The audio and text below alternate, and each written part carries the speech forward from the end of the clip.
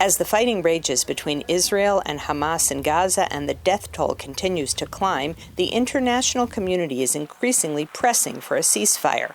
But it's not clear who will eventually take control of Gaza and its 2.2 million people, many of whom lived in poverty before the war began. It doesn't seem to me that there is even consensus among the U.S., Israel, the regional Arab country, that the international community on what to do with Gaza after the war. Who's going to be ruling Gaza?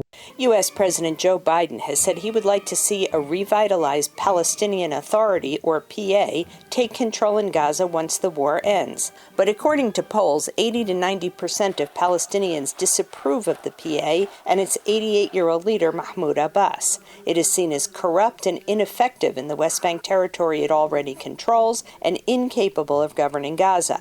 Nevertheless, some PA officials say they are prepared to return to Gaza 16 years after Hamas threw them out in a bloody coup. I say that it is the right of the PLO and the right of the Palestinian Authority to return to the Gaza Strip. Am I going to Mozambique? I'm going to my country and my people, and even if it is destroyed, it is my responsibility. But it must be within the framework of a comprehensive political vision that is supported regionally and internationally. Palestinian analysts say that 17 years after the last parliamentary elections, Palestinians must elect more qualified leadership who can unite them. You're having the international community look for an administration that can provide the technocratic levels of governance, like health, education, but misses the entire point of the fact that Palestinians want and need legitimate leaders. They want a leadership that can advocate for them, even if you're talking about on a diplomatic stage here or on a diplomatic level.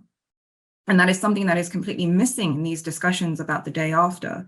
Egypt recently offered a three-stage peace proposal, starting with a 2-week ceasefire and the release of 40 Israeli hostages, then the formation of a Palestinian technocratic government to hold elections, and finally a complete ceasefire in exchange for the release of all Israeli hostages, freedom for all Palestinian prisoners, and a complete Israeli withdrawal from Gaza.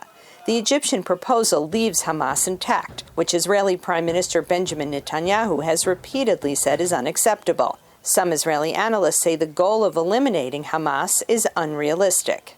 Hamas, first of all, is an idea before an organization, and Hamas won't be vanished.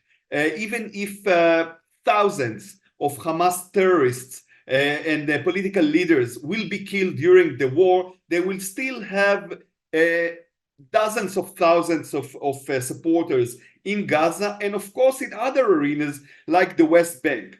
Netanyahu maintains that neither Hamas nor the Palestinian Authority can play a role in the future of Gaza, but he has not laid out a plan for the future of the area, and it is not clear how Gaza will be governed or eventually rebuilt.